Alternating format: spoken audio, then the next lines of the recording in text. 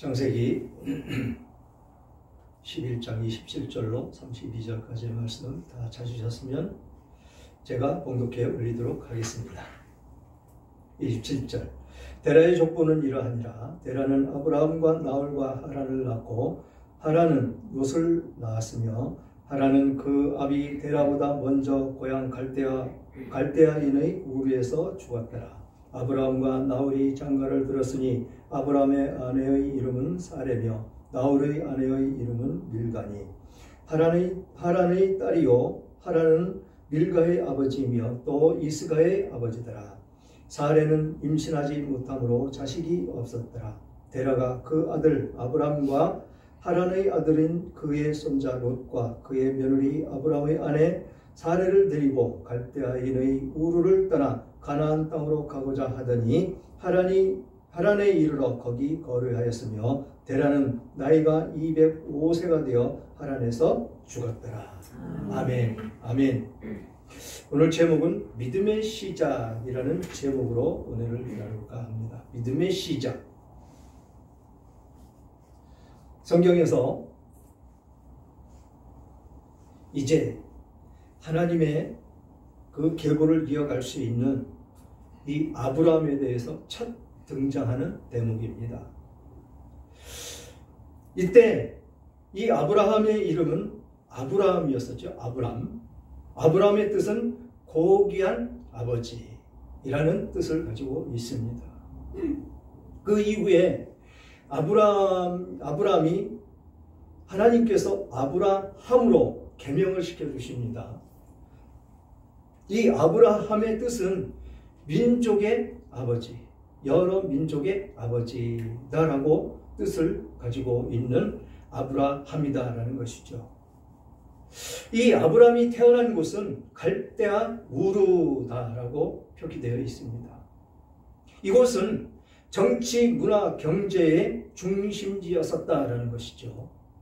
즉 대도시, 도회지, 그러니까 한 나라의 수도, 그런 격이 되는 그런 곳이다라는 것입니다.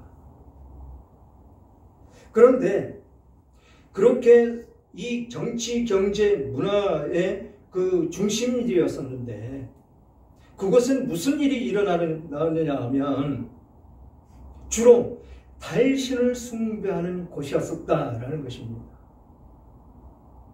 이 상거래의 중심지였었는데 그곳에는 우상을 섬기는 그런 도시였었다라는 것이죠. 특히 이 상거래의 중심지로서 면모를 보여주는 것이 많은 우상을 만들어지고 판매가 되는 곳이기도 했다라는 것입니다. 지금도 우리나라에도 그 우상을 만들고 판매하는 곳이 있습니다. 옛날같이 그렇게 많지는 않지만 그래도 많은 자리를 차지하고 있다라는 것이죠.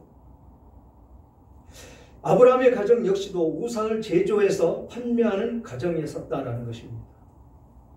아이러니하게도 이 아브라함이 그런 가정에서 태어나서 살아가고 있었더라라는 것이죠. 이 아브라함의 아버지 데라는 유일하신 그 하나님을 믿고 섬기는 것이 아니고 우상을 섬기며 우상을 만들어서 판매하며 생활을 하는 그런 아버지였었다라는 것이죠. 홍수 심판 후에 이 세상은 하나님을 모르는 문화가 얼마나 만연되어 있는지를 단적으로 보여주고 있는 그런 모습이다라는 것입니다. 우리가 쉽게 이 지금까지 하나님이 창조하시고 지금 현재까지 이루어지는 그런 연수가 6,000년으로 보고 있습니다. 그것이 처음에 아담부터 노아까지 1,000년, 그 다음에 노아에서부터 아브라함까지 1,000년, 그 다음에 아브라함부터 다윗까지 1,000년, 다윗부터 예수 그리스도가 오시는 때까지 1,000년, 그리고 예수 그리스도부터 지금까지 2,000년, 그래서 6,000년을 보고 있습니다. 지금 홍수 심판이 일어난 다음 1,000년이 이르러서 지금 이곳은 이렇게 유일신이신 하나님은 온데간데 없다라는 것이죠. 역시 마찬가지로 이 홍수 심판이 일어날 때까지도 천년을 거슬러 올라가는데 그때 모습은 어땠습니까? 그때 모습이나 지금 이 아브라함이 태어나서 살고 있는 모습과 동일한 그런 모습을 나타내고 있다는 것입니다. 하나님은 없습니다. 그래서 온 백성들이 모두 우상을 만들어서 사고팔고 거기에 절하며 그렇게 살아가는 그런 모습의 나라들이었었다라는 것입니다. 이처럼 아브라함을 둘러싸고 있는 이 우상 문화는 우상 숭배의 문화와 하나님께 속해 있는 것을 망각하고 사는 것인지를 보여주고 있는 것이다라는 것입니다. 특히 아버지 데라, 이 데라가 열렬한 우상 숭배자이며 가족 중심의 사회적 배경에서 아들 아브라함은 우상 숭배를 강요를 받으면서 살았을 것이다 라는 것입니다. 어떻습니까? 우리가 삶을 살아가는 그 과정 가운데 전도사님이 그 동서를 만날 때마다 복음을 증거했다라는 것이죠. 그런데 그 복음을 증거받은 그 동서와 그 처제와 그 자녀들까지도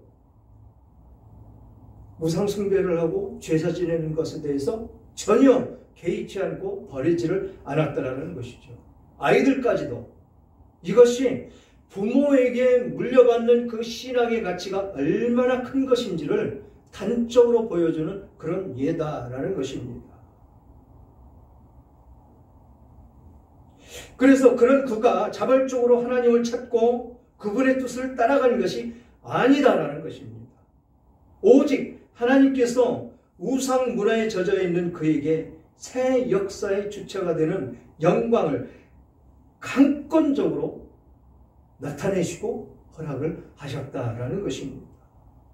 하나님은 그를 선택했을 뿐만 아니라 하나님의 동역자로서 세우시기 위해서 그가 지닌 모든 것을 포기하게 하시고 특수한 훈련장으로 이끌어 내심을 볼 수가 있다라는 것입니다. 오늘 본문에 이 아브라함의 그 후손까지, 즉 이 창세기의 50장까지 길게 이어집니다. 길게 이어지고 있는데 우리는 이 말씀을 통해서 하나님의 역사하심과 섭리하심을 통해서 왜 창세기에 길게 이 아브라함에 대해서 말씀하시는지를 우리는 알고 넘어가야 된다는 것이죠. 지금까지도 하나님의 역사하심은 그대로 우리 사람들에게 드러났고 나타났는데도 불구하고 하나님의 믿음이 온데간데 없어진 지금 이 시점에서 아브라함을 꼭 집어서 선택을 했다라는 것입니다. 그것도 우상을 숭배하고 우상을 만들어서 판매하고 있는 그를, 이게 하나님의 강권적인 역사하심이다라는 것이죠. 저 역시도 그렇게 우상 숭배에 젖어 있었고 철저하게 모든 것을 지키며 절하며 그렇게 살아왔던 저인데 하나님이 강권적으로 역사하시고 부르시고 이끌어 내셨다라는 것입니다. 이것이 하나님의 역사하심이다라는 것이죠. 섭리하심이다라는 것입니다. 저뿐이 아니고 여러분들도 마찬가지다라는 것이지요. 그래서 오늘 27절 보니까 데라의 족보는 이러하니라. 데라는 아브라함과 나홀과 하란을 낳고 하란은 롯을 낳았으며 라고 이야기를 합니다. 롯을 꼭 갖다 여기다 집어서 넣습니다. 왜 그러냐면 아브라함과 함께 동행하는 그 모습을 성경에서 비춰지기 때문에 그렇습니다. 그래서 이 롯이 멸망받고 심판받아야 되는 그런 과정 가운데 아브라함이 기도함으로 말미암아서 이 롯의 가족이 구원받는 그 모습이 나타난다는 것이죠. 한 민족의 어떤 그 족보를 이어가는데 쓰임받기 위해서 롯도 함께 아브라함과 함께 동행을 하는 그런 모습을 나타낸다라는 것이죠.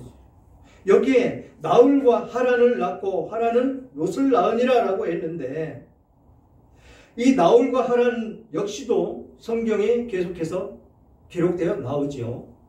그것이 자신들의 자녀들을 결혼시키는데 쓰임받기 때문에 그렇습니다. 믿음의 조상으로 칭함을 받을 수 있는 그들의 모습이 된다라는 것입니다.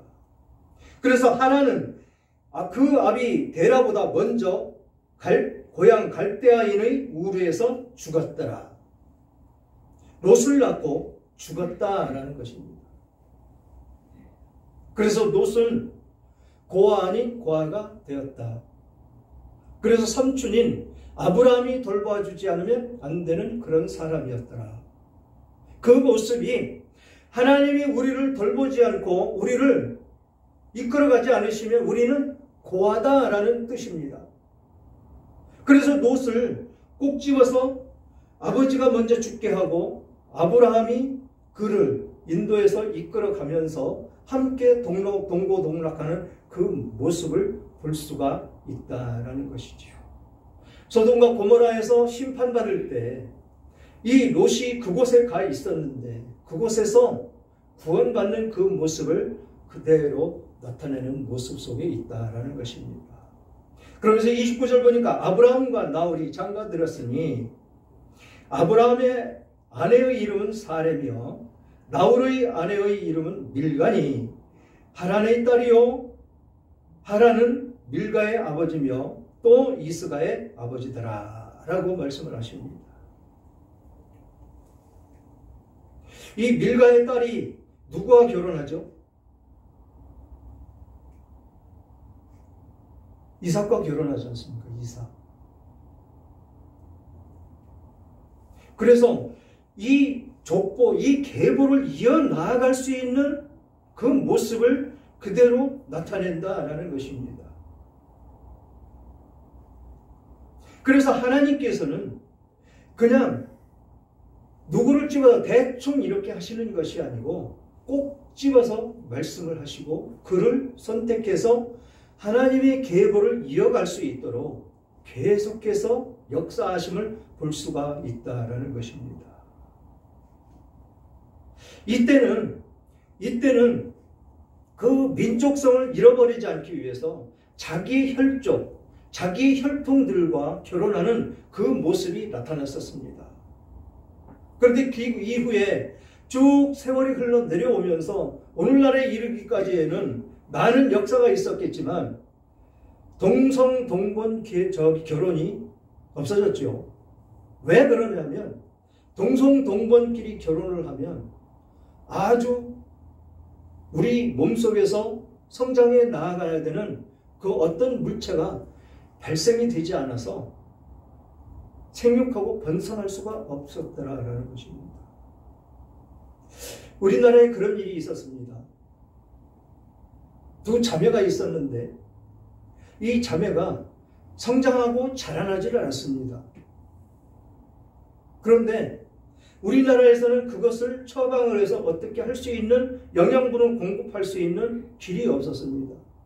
그런데 미국에 가면 약이 아니고 식품으로 그것이 판매가 되고 있었습니다. 그것을 수입을 해서 그 자매들에게 먹여서 살 수 있게 해줘야 되는데 그것을 우리나라에서 수입해 오면서 이거를 의약품으로 할 것이냐 식품으로 할 것이냐 많은 논쟁이 있었는데 그것을 수입해 오는 그 비용이 엄청났었다라는 것이죠. 미국에 가면 흔히 식품으로 등장하는 그 음식이 우리나라에는 이 의약품으로 분류가 돼서 그것을 수입해 오는데 굉장히 까다롭고 힘든 과정을 거쳐야 그 음식을 수입해다 먹을 수가 있었다라는 것이죠. 그렇게 그 자매들은 그 음식을 먹으면 건강하게 잘 자라는 것입니다. 이것이 뒤이어서 연구해 본 결과 동성동본끼리 결혼을 한 모습 속에서 성장 발육할 수 있는 그 영양분이 이 몸속에서 생성이 되지 않았었더라라는 것입니다. 그렇게 이 고대가 지난 이후에 중세시대부터 계속해서 이 동성동본이라는 이 결혼을 막은 것이 바로 여기에 있었더라라는 것이죠. 그러나 이 시대는 그렇게 할 수밖에 없는 것이 자기의 혈통을 이어가기 위해서 그렇게 할 수밖에 없었더라라는 것입니다. 그렇게 동성동본끼리 결혼을 해서 살아도 그냥 바로 자식을 낳아서 살면 괜찮을 때도 있고 아니면 몇 대 후손으로 내려가서 그 병이 나타날 수도 있다는 것입니다. 그래서 지금 우리나라에도 이 동성동본 결혼에 대해서 지금 말이 많습니다. 사촌까지 허락을 할 것이냐, 팔촌까지 허락을 할 것이냐. 지금 그런 말이 많은데 이 동성동본끼리 결혼을 해서 그것을 해소시키려고 그러면 그런 어떤 식품이 발전이 돼야 된다는 것입니다. 그래야 문제없이 성장 발육해서 살아갈 수 있는 그런 사람의 역할을 할 수 있는 그런 지경까지 이른다라는 것이죠. 그래서 우리가 살펴봐야 될 것은 지금 이 시대는 왜 사촌끼리 결혼해도 괜찮고 지금은 안 되느냐라고 생각할 수가 있는데 바로 여기에 있는 이런 문제 때문에 그렇다라는 것입니다. 그 뒤를 보니까 30절 사레는 임신하지 못함으로 자식이 없었더라. 자식이 없죠. 그래서 90세에 이 아브라함이 100세에 하나님께서 사람으로는 도저히 생각할 수 없는 그런 임신의 과정을 거쳐서 이삭을 낳게 하는 그런 하나님이시다라는 것입니다. 모두 여자의 생명이 끝났고 남자가 100세인데 낳을 수 있는 그런 환경 여건이 전혀 안 됨에도 불구하고 하나님께서는 그들에게 아들을 주셨다라는 것입니다. 이게 하나님이 하시는 방법이고 하나님께서 이 우주 만물을 다스리시는 분이심을 나타내시는 그런 섭리의 하나님이시다라는 것입니다. 그러면서 31절 보니까 데려가 그 아들 아브람과 하란의 아들인 그의 손자 롯과 그의 며느리 아브람의 아내 사라를 데리고 갈대아인의 우르를 떠나 가나안 땅으로 가고자 하더니 하란에 이르러 거기 거류하였으며 라고 말씀을 합니다. 왜 지금 가나안으로 가기로 작정을 하고 떠났는데 하란에서 멈췄을까요? 이 데려가 보기에 이 하란이 풍족했다라는 것입니다. 그렇게 풍족했던 그 모습을 보여주는 것이 아브라함과 롯이 헤어질 때 모습, 그 모습을 연상하시면 쉬울 것입니다. 아브라함은 척박한 곳을 롯을 통해서 먼저 네가 좋은 땅을 선택하라 했는데 롯이 보니까 아주 푸른 초원으로 이루어진 그 땅을 바라보면서 그곳을 선택하는 그 모습 가운데 그곳에 정착하는 롯. 여기서 데라가 가나안을 가다가 하란에서 머물러 그곳에 멈추어선 그 모습. 바로 무엇입니까? 인간적인 생각. 사람의 그 욕심적인 생각. 그것으로 이 하란에서 멈췄다라는 것입니다.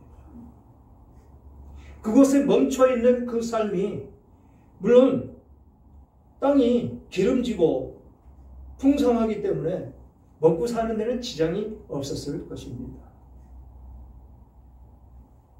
그러나 하나님께서는 마음 먹도록 그렇게 주셨다면 그것까지 가야 우리들은 하나님께서 주시는 영양에 힘입어서 축복을 받으며 삶을 살아갈 수 있는 우리들의 모습이 될 수밖에 없는 것입니다.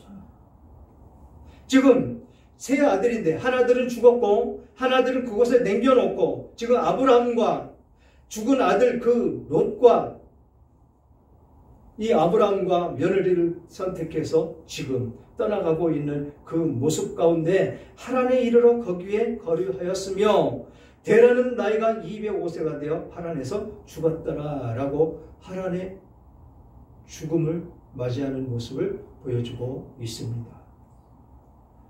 우리는 어떤 모습으로 살아나가야 될까요? 하나님의 음성을, 그 세미한 음성을 듣고 그 세미한 음성을 따라 살아야 될까요? 아니면 이 데라와 같이 길을 가다가, 목적지를 향해 가다가 풍족한 그 모습을 보고 멈춰서 그곳에 살아야 될까요?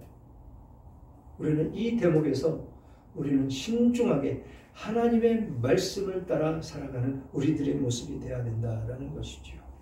사랑하는 여러분, 오늘 말씀에 아브라함의 가족들에 대해서 말씀을 하셨습니다. 그런데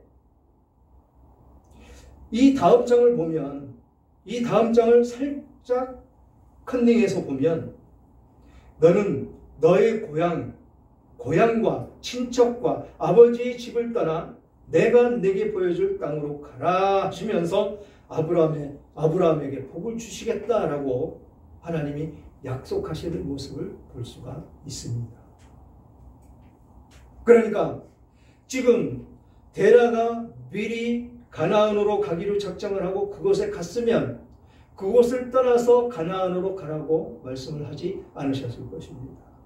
그곳에 멈춰 있는 그곳에서는 하나님의 역사가 나타날 수가 없으므로 하나님의 축복을 받는 그 땅, 그곳이 지금 어디입니까? 우리 영적으로 매일같이 기도하며 나아가는 그곳이 어디입니까? 저 천국. 천국으로 우리는 인도하시는 그 하나님을 따라가야 된다는 것이죠.